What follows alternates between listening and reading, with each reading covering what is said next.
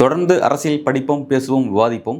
மறக்காம நம்ம channel news focus தமிழை சப்ஸ்கிரைப் பண்ணி இணைந்திருங்கள்.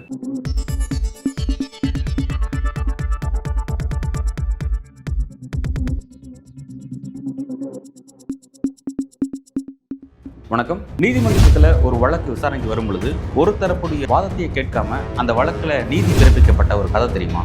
அந்த மாதிரியான ஒரு கதை நடந்திருக்கு. போன ஆண்டு மே மாதம் மெட்ராஸ் ஹைகோர்ட் நடந்த ஒரு முக்கியமான ஒரு வழக்கு. அந்த வழக்கு ஏதோ குப்புசாமி ராமசாமி சப்ஜெக்ட் கிடையாது, தமிழ்நாடு அரசு சம்மந்தமான ஒரு முக்கியமான ஒரு வழக்கு. அந்த வழக்கில் தமிழ்நாடு அரசோட வாதத்தை கேட்காம குறிப்பாக வாதத்தை பேச வரும்பொழுது அவங்கள மைக் ஆஃப் செய்யப்பட்டு வரலாற்றிலே விசித்திரமான ஒரு வழக்கு அன்றைய தினம் நடந்தது. ஒரு முக்கியமான சிக்னிஃபிகண்டான ஒரு கேஸ் அது. அந்த கேஸில் என்னாச்சுன்னா, அன்னைக்கு தமிழக அரசு வந்து ஒரு பாதிக்கப்பட்ட இடத்துல இருந்துச்சு. இன்னைக்கு பாதிக்கப்பட்ட தமிழ்நாடு அரசுக்கு சுப்ரீம் கோர்ட் மிகப்பெரிய ரிலீஃப் ஒன்று கிடைச்சிருக்கு. ரிலீஃப் கிடைச்சது மட்டும் இல்லாமல் அன்றைக்கு வழங்கப்பட்ட அந்த தீர்ப்பை ரத்து செய்யப்பட்டிருக்கு அப்படிங்கிறது ஒரு முக்கியமான ஒரு டைமென்ஷனாக பார்க்குறோம். என்ன நடந்துச்சு வாங்க அதை பற்றி இன்னைக்கு விரிவாக பார்ப்போம். கடந்த 2022 தமிழ்நாடு சட்டப்பேரவையில் பல்வேறு சட்ட திருத்த தீர்மானங்கள்லாம் முன்மொழியப்பட்டுச்சு, கொண்டு வந்தாங்க. குறிப்பாக வந்து பார்த்தீங்கன்னா, மாநிலத்தில் அதிகாரம் ஆளுநருக்கு அதிகமாக அல்லது மாநில முதல்வருக்கு அதிகமாக அப்படிங்கிற மாதிரி. ஏன்னா அவங்க அந்த அதிகாரம் சம்மந்தப்பட்ட விஷயங்கள் எதுனா பல்கலைக்கழகத்துடைய துணைவேந்தர் நியமனம் செய்கிற விஷயமா இருக்கட்டும், அதே மாதிரி பல்கலைக்கழகத்தினுடைய வேந்தரை யார் அப்படிங்கிற விஷயம், இது சார்ந்த விஷயத்தில் ஆளுநருக்கு ஒரு உச்சபட்ச அதிகாரம் இருந்துச்சு.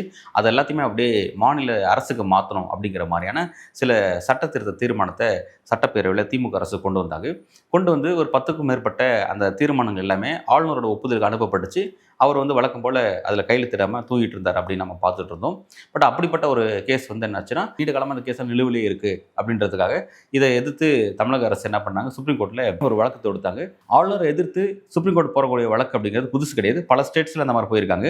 ஆனால் இந்த வழக்கு, திமுக அரசு தொடுத்த இந்த வழக்கு இந்திய பொலிட்டிக்கல் ஹிஸ்ட்ரியில் ஒரு முக்கியத்துவம் வாய்ந்த ஒரு வழக்காக மாறிடுச்சு. காரணம் என்ன அப்படின்னா, இனிமேல் ஆளுநரோ குடியரசுத் தலைவரோ ஒரு மாநில அரசு இயற்றக்கூடிய மசோதாவுக்கு ஒப்புதல் கொடுக்க தேவையே இல்லை, சுப்ரீம் கோர்ட்டே அதை பார்த்துக்கும் அப்படிங்கிற மாதிரியான ஒரு முக்கியமான ஒரு தீர்ப்பு வந்து அன்றைய தினம் வழங்கப்பட்டுச்சு. அந்த தீர்ப்பை வழங்கிய புகழ்மிக்க நீதிபதிகள் யார் அப்படின்னா, நீதிபதி திரு பர்திவாலா மற்றும் மகாதேவன் கொண்ட அந்த இரு நீதிபதி கொண்ட பெஞ்ச் தான் அப்படி ஒரு தீர்ப்பை கொடுத்தாங்க. ஆளுநர் ஒப்புதல் கொடுக்காம இருக்கக்கூடிய அந்த 10 மசோதாக்களுமே சட்டமாகிறது அப்படிங்கிற ஒரு தீர்ப்பு வந்து அவங்க கொடுத்துட்டாங்க. ஸோ அதன் அடிப்படையில் இனிமேல் வந்து ஆளுநரோ குடியரசுத் தலைவர் தேவையில்லை அப்படின்ற மாதிரியான அந்த சப்ஜெக்ட் மாறிடுச்சு அப்படிங்கிறது கவனிக்கத்தக்க விஷயம். டிஸ்டர்ப் பண்ண மத்திய அரசு என்ன பண்ணுறாங்க, என்னடா இனிமேல் வந்து நாட்டில் நம்மளுடைய கையெழுத்து தேவையில்லையா, ஒரு மசோதா சட்டமாயிடும் அப்படின்னா நம்ம தேவையில்லையா அப்படின்ற இடத்துல மத்திய அரசு டிஸ்டர்ப் ஆயிட்டாங்க. ஏன்னா மத்திய அரசு நியமனம் செய்யக்கூடிய நபர்கள் தான் ஆளுநரும் குடியரசுத் தலைவரும் அப்படிங்கிறத நம்ம பார்க்குறோம். அப்படி இருக்கும் பொழுது அப்போ குடியரசுத் தலைவர் திரௌபதி முர்முக்கு ஒரு அசைன்மெண்ட்ஸை ஃபிக்ஸ் பண்ணுறாங்க. அது என்ன அப்படின்னா, இந்த மாதிரியான விஷயத்தில் உச்சநீதிமன்றத்துக்கு சுப்பீரியர் பவர் இருக்கா, நீங்கள் எங்களோட அதிகாரத்தை எடுத்துக்க முடியுமா அப்படிங்கிற மாதிரி ஒரு 14 கேள்வி எழுப்பி பிரசிடென்ஷியல் ரெஃபரன்ஸை சுப்ரீம் கோர்ட்டுக்கு அனுப்புகிறாங்க அப்படிங்கிறது முக்கியமான விஷயம் நம்ம பார்க்குறோம். அதில் என்னன்னா, முன்னாடி சிஜேவாக இருந்த திரு கவாய் தலைமையிலான ஒரு 5 நீதிபதிகள் கொண்ட அரசியல் சாசன அமர்வு அந்த பிரசிடென்ஷியல் ரெஃபரன்ஸை டீல் பண்ணாங்க. நம்ம பார்த்தோம். அதில் 14 கேள்விக்கு ஒரு 3 கேள்வி ஒமிட் பண்ணிட்டு ஒரு 11 கேள்விக்கு விளக்கம் கொடுத்தாங்கிறத நம்ம பார்த்தோம். விளக்கத்தை வாங்கிக்கிட்டு இப்போ வரையும் திரௌபதி முர்மு அவர்கள், இந்தியாவுடைய குடியரசுத் தலைவர், அமைதியாக தான் இருக்காங்க. அவங்க அடுத்த கட்ட நடவடிக்கை நோக்கி நகரல. அடுத்த கட்ட நடவடிக்கை வேறு விதமான நடவடிக்கை. அதை எடுத்துக்கிட்டு அது சம்மந்தப்பட்ட அந்த பெஞ்சுக்கிட்டே அதை முறையிடுறதுக்காக கிளம்பணும். அவங்க போகாமல் இருக்காங்க அப்படிங்கிறது கவனிக்கத்தக்க விஷயம். போனால் அங்கே அவங்களுக்கு சாதகமான டைமென்ஷன் கிடைக்காது அப்படிங்கிறதுனால சைலண்டாக இருக்காங்க நம்ம பார்க்குறோம். சரி, அது ஒரு சப்ஜெக்ட் வச்சுப்போமே. அந்த 10 மசோதாக்களுமே சட்டமாயிடுச்சு அப்படின்ற ஒரு தீர்ப்பு வந்து உச்சநீதிமன்றம் கொடுத்துட்டாங்க. ஸோ அதில் என்ன ஆச்சு அப்படின்னா, தமிழ்நாடு அரசு ரொம்ப ஹாப்பி ஆகிட்டு உடனடியாக என்ன பண்ணாங்க, அது அரசு இதெல்லாம் வெளியிட்டாங்க. வெளியிட்டது மட்டும் இல்லாமல் இனிமேல் வந்து துணைவேந்தர் நியமிக்கக்கூடிய அதிகாரம் சிஎம்க்கு தான் கிடைச்சிருச்சு அப்படின்னு சொல்லிட்டு சிஎம்ஏ வந்து டைரெக்டாக டீல் பண்ண ஆரம்பிச்சாங்க அந்த இடத்துல. அப்படி டீல் பண்ணும்போது என்ன பண்ணுறாங்க அப்படின்னா, திருநெல்வேலி மாவட்டத்தில் இருந்து வெங்கடாஜலபதி அப்படின்ற ஒருத்தர் ஒரு மனு ஒன்று போடுறாரு. மெட்ராஸ் ஹைகோர்ட்டில் ஒரு மனு போடுறாரு. அந்த மனு என்னன்னா, தமிழக அரசு செய்யக்கூடிய துணைவேந்தர் நியமனம் அப்படிங்கிறது யூஜிசியினுடைய அந்த கைட்லைன்ஸை பிரேக் பண்ணுது, வயலேஷன் பண்ணுது அப்படின்ற மாதிரியான ஒரு பெட்டிஷன், ஒரு கோரிக்கை எடுத்துகிட்டு வராங்க. அந்த கோரிக்கை எங்கே வருதுன்னா, மெட்ராஸ் ஹைகோர்ட்டினுடைய விடுமுறை கால அமர்வில் வருது. அந்த வழக்கை யார் விசாரிக்கிறாங்க அப்படின்னு பார்த்தீங்கன்னா, இப்போ ரீசெண்டாக நடந்த திருப்பரங்குன்றம் இஷ்யூ இருக்குல்ல, அதில் அந்த புகழ்மிக்க தீர்ப்பு வழங்கிய தனி நீதிபதி திரு ஜி.ஆர். சுவாமிநாதன் அவர்கள் தான். அவர் தான் வந்து இந்த கேஸையும் அன்றைய தினம் 2025 மே மாதத்தில் மெட்ராஸ் ஹைகோர்ட்டில் விடுமுறை கால அமர்வில் அவர் தான் உட்காந்துருக்கிறார். அவரும் அவர் கூட நீதிபதி திரு லட்சுமி நாராயண் 2 பேர் தான் வந்து இந்த வழக்கை விசாரிக்கிறாங்க. முக்கியமான ஒரு கேஸு. இந்த கேஸில் என்ன நடக்குது அப்படின்னா, வெங்கடாஜலபதி அவர்கள் தன்னோட ஆர்குமெண்ட்ஸை வைக்கிறார். வச்சதுக்கு அடிப்படையில் வச்சதும் உடனடியாக நீதிபதிகள் என்ன பார்க்குறாங்க அதில் அப்படின்னா, தமிழக அரசு இதில் தலையிடுது அப்படின்னா டைரெக்டாக அரசியல் தலையிடுறது மாதிரி ஆகிடும், கல்வி நிலையங்களில் அரசியல் தலையீடு இருக்கக்கூடாது அப்படின்ற மாதிரி நீதிபதியோட பார்வையாக இருக்குது. ஸோ வந்து தமிழக அரசு தலையிடுறதுல நீதிபதி அவர்களுக்கு விருப்பம் இல்லை, நீங்கள் நியமிக்கக்கூடாது அப்படிங்கிற அந்த ஆர்குமெண்ட்ஸை ஏற்றுக்கிறாங்க. அதே மாதிரி பார்த்தீங்கன்னா, ஆளுநருக்கும் யூஜிசிக்கும் என்னென்ன அதிகாரங்கள் இருக்குது அப்படிங்கிற ஏற்கனவே சுப்ரீம் கோர்ட் ஃபிக்ஸ் பண்ணியிருக்காங்க. ஸோ அப்போ வந்து அவங்க அதுக்கு நீங்கள் காரணம் கற்பிக்காதீங்க, தமிழக அரசு வந்து நீங்கள் வந்து ஆளுநர் மீது எந்த ஒரு பிளேமும் வைக்காதீங்க, யூஜிசி மீது நீங்கள் இந்த ப்ளேமை வைக்காதீங்க அப்படின்ற மாதிரி நீதிபதி அவர்களுடைய பார்வையாக இருக்குது.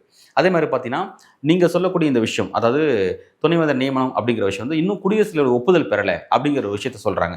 சொல்லிட்டு வந்து ஸோ அப்போ வந்து என்னென்னா உங்களுடைய அந்த நியமனம் அப்படிங்கிற ரத்து செய்யப்படுகிறது அப்படின்ற மாதிரி தமிழக அரசுக்கு எதிரான ஒரு தீர்ப்பு வழங்கப்பட்டுச்சு. தமிழக அரசுக்கு அங்கே பேசுறதுக்கு வாய்ப்பு வழங்கப்படல. அது ரொம்ப முக்கியமான விஷயம். தமிழக அரசு தங்களோட வாதத்தை பேச வரும்பொழுது அங்கே மைக் ஆஃப் செய்யப்பட்டுருச்சு. அன்றைய தினம் பார்த்தீங்கன்னா தமிழக அரசு சார்பில் ஆஜரான எம்பி அட்வொகேட் திரு வில்சன் அவர்கள் மிகப்பெரிய டிஸ்டர்ப் ஆகிட்டு என்ன நடச்சுன்னு வெளியே வந்து சொன்னார். நாங்கள் பேச முடியல, பேசும்போது எங்களோட மைக்லாம் ஆஃப் செய்யப்பட்டுருச்சு அப்படின்ற மாதிரி சொன்னாங்க. எங்கள் வாதத்தை கேட்காம எங்களுக்கு ஒரு தீர்ப்பு வழங்கிட்டாங்க அப்படிங்கிற மாதிரி சொல்லியிருந்தாங்க. ஸோ அதில் என்னன்னா தமிழக அரசு என்னென்ன வாதத்தை முன்வைக்க இருந்தாங்க அப்படின்னா ரொம்ப முக்கியமான வாதங்கள், அவங்களோட வாதங்கள். அது என்ன அப்படின்னா, மாநில சுயாட்சி திமுக அரசோட பேசிக் அந்த பொலிட்டிக்கல் அடிநாதம். அப்படி இருக்கும் பொழுது மக்களால் தேர்ந்தெடுக்கப்பட்டக்கூடிய ஒரு மாநில அரசுக்கு தான் ஒரு துணைவேந்தர் நியமனம் செய்கிறதோ அல்லது ஒரு பல்கலைக்கழகத்தோட வேந்தராக இருக்கிறதுக்கோ தகுதி இருக்குது. நியமன ஆளுநருக்கு அந்த தகுதி கிடையாது. ஸோ வந்து அது இருக்கக்கூடாது அப்படிங்கிறது இவங்களோட வாதமாக இருக்குது. அவங்கள நியமனம் செய்யக்கூடாது. அதே மாதிரி தமிழக அரசு தலையிட்டா அரசியல் தலையீடு இருக்குங்கிறாங்க. ஆளுநரோட தலையீடுங்கிற அது எப்படி அரசியல் தலையீடு அற்ற நிலைன்னு சொல்ல முடியும்? ஆளுநரையும் அரசியல் தலையீடு இருக்க பாஜக தான் நியமனம் செய்கிறாங்க. அப்போ அதுவுமே அரசியல் தலையீடு தானே அப்படின்ற ஒரு ஆர்குமெண்ட்ஸை வைக்கிறாங்க. அது மட்டும் இல்லாமல் என்னன்னா, ரொம்ப கிளியராக தமிழக அரசு சொல்லக்கூடிய விஷயம் என்னன்னா, நாங்கள் கேட்குறது புதுசாக நாங்கள் எதையும் கேட்கல. இது என்னன்னா, ஒரு பல்கலைக்கழகத்துடைய துணைவேந்தரை மாநில முதல்வர் நியமனம் செய்யக்கூடிய அந்த நடைமுறைங்கிறது ஏற்கனவே பிரதமர் நரேந்திர மோடி அவர் முதல்வராக இருந்தபோது குஜராத்தில் நடைமுறை இப்போ வரையும் இருக்குது. அதே மாதிரி பார்த்தீங்கன்னா தெலுங்கானா ஸ்டேட்ஸ்லையும் இது இருக்குது. ஸோ அப்படி இருக்கும்போது எங்கேயுமே இந்தியாவில் எந்த ஸ்டேட்ஸ்லையுமே இல்லாத நடைமுறை நாங்கள் கேட்கல. அங்கேயும் இங்கேயும் இருக்க ஒரு நடைமுறை எங்களுக்கும் கொடுங்க அப்படிங்கிற மாதிரி தான் நாங்கள் கேட்குறோம். நாங்கள் ஒன்றும் புதுசாக கேட்கல அப்படிங்கிற மாதிரி ரொம்ப கிளியராக தங்களோட ஆர்குமெண்ட்ஸ் இருக்குது. இதை தான் வைக்கிறதா இருந்தாங்க.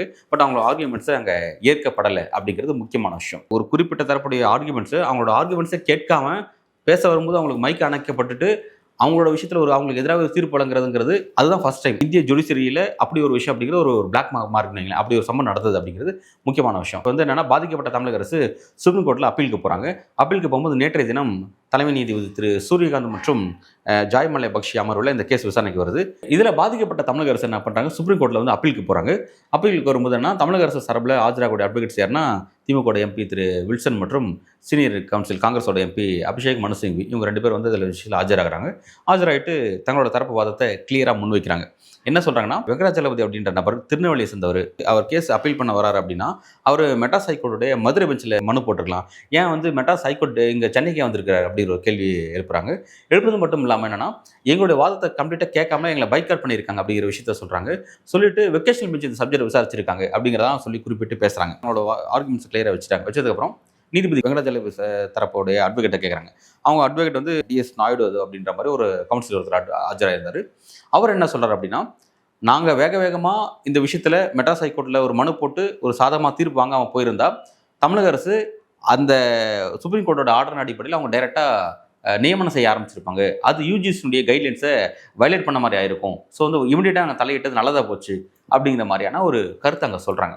உடனே நீதிபதிகள் என்ன கேட்குறாங்கன்னா, தமிழக அரசு ஒரு ஆக்டிவிட்டிஸ் செஞ்சு அந்த ஆக்டிவிட்டீஸு கான்ஸ்டியூஷனை வயலேட் பண்ணுது அப்படின்னா அதை பார்க்குறது தான், அதை மேற்பார்வை செய்கிறது தான் ஹைகோர்ட் இருக்குல்ல, நீங்கள் ஏன் அவ்வளோ அவசரப்படுறீங்க அப்படின்னு ஒரு கேள்வி எழுப்புறாங்க. இந்த மனு எங்கே வந்திருக்கா, வெக்கேஷனல் பெஞ்சுக்கு வந்திருக்கு. வெக்கேஷனல் பெஞ்சுங்கிறது வேறு சில காரணங்களுக்கு அமைக்கப்படக்கூடிய பெஞ்ச், விடுமுறை காலத்தில் அமைக்கப்படக்கூடிய அந்த பெஞ்ச் அப்படிங்கிறது அது அன்றைக்கு இருக்கக்கூடிய சில கேஸ் ஹேண்டில் பண்ணுறதுக்கு. இந்த கேஸ் அப்படிங்கிறது ஒரு சிக்னிஃபிகண்டான கேஸு. ஒரு மாநிலத்தினுடைய துணைவேந்தர் நியமனம் அப்படிங்கிறதோ இல்லை வேந்தரோட வேந்தர் யாராக இருக்கணும் அப்படிங்கிறது எல்லாமே ஒரு முக்கியமான நிர்வாகம் சார்ந்த ஒரு மாநில சுயாட்சி சம்பந்தமான சப்ஜெக்ட்ஸு. இதை எப்படி ஒரு விடுமுறை கால அமர்வு விசாரிக்கிறது சரியான்ற ஒரு கேள்வி கேட்குறாங்க. அதுவே சரியான்றது தெரியல. ரெண்டாவது, எப்படி நீங்கள் அந்த விசாரிச்சுட்டு ஒரு தீர்ப்பெல்லாம் வேறு வழங்குறீங்க நீங்கள், இதெல்லாம் எப்படி அப்படின்ற மாதிரியான ஒரு கேள்வி வந்து காட்டமாக எழுப்புறாங்க. எழுப்பிட்டு என்ன பண்ணுறாங்க, வெக்கேஷன் பெஞ்சு திரு ஜிஆ சுவாமிநாதன் மற்றும் லட்சுமி நாராயண் வழங்கி அந்த தீர்ப்புங்கிற தடை செய்யப்படுது அப்படிங்கிறத சொல்லிட்டு மெட்ராஸ் ஹைகோர்ட்டினுடைய தலைமை நீதிபதிக்கு ஒரு பரிந்துரை கொடுக்குறாங்க. ஒரு 6 வார காலகட்டத்தில் இந்த கேஸை டீல் பண்ணுறதுக்கு ஒரு தனியாக ஒரு பெஞ்சை அமைச்சு இந்த கேஸை டீல் பண்ணுங்க அப்படின்ற மாதிரியான ஒரு விஷயத்த சொல்கிறாங்க. சொன்னது மட்டும் இல்லாமல் முக்கியமான இன்னொரு விஷயத்த சொல்கிறாங்க. என்னன்னா, இந்த கேஸ் விசாரணை வரும்பொழுது நீதிபதி திரு ஜிஆ சாமிநாதன் மற்றும் லட்சுமி நாராயணன் அவர்கள் பேசிய அந்த கருத்துக்கள், அந்த தமிழக அரசுக்கு எதிராக தெரிவித்த அந்த கருத்துக்கள் அப்படிங்கிறது வந்து நீக்கப்படுகிறது அப்படிங்கிற விஷயத்த சொல்லிட்டாங்க. ஸோ அப்படி வந்து ஒரு முக்கியமான ஒரு டைமென்ஷனாக இது மாறி நிற்குது இன்னைக்கு.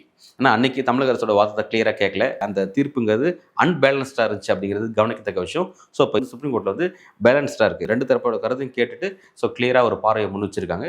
ரொம்ப இன்ட்ரெஸ்டிங்காக இருந்துச்சு. ஏன்னா விடுமுறை கால பெஞ்ச் இது விசாரிக்கலாமன்றது எல்லாருமே ஆச்சரியமான கேள்வி. அது அப்போவே பலருக்கும் அந்த கேள்வி கேட்டோம்.